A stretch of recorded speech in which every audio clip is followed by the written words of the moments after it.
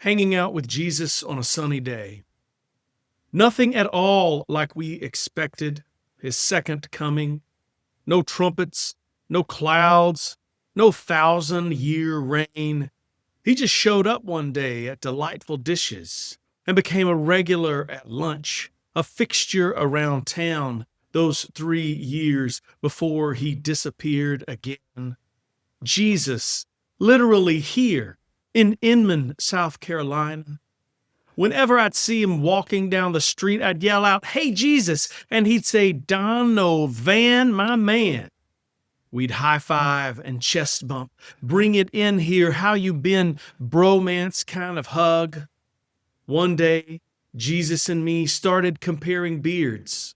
And he gave me a hard time about all the gray in mine. And I felt just a little sensitive about the gray and about the aging. And I got just a little huffy with my bromance savior. So I started making your mama jokes at Jesus. And my goodness, he got touchy. Because Jesus, is he ever defensive about his mama? Particularly about her virginity, which, to be fair, proves easy fodder for your mama jokes. But then I said, "I'm sorry, Jesus. Can you forgive me for making your mama jokes?"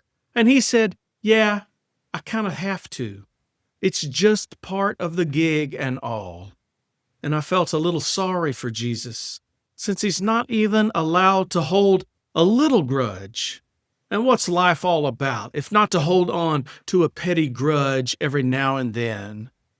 And I realized maybe being God really isn't all it's cracked up to be. Then Jesus healed a few sick folk, like he always did, before he started in with the party tricks.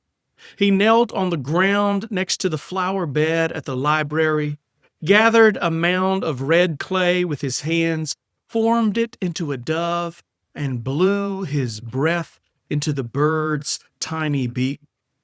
And then, without a word, he flung the bird into the air, and we watched it fly up and up into the blue, clear, endless sky.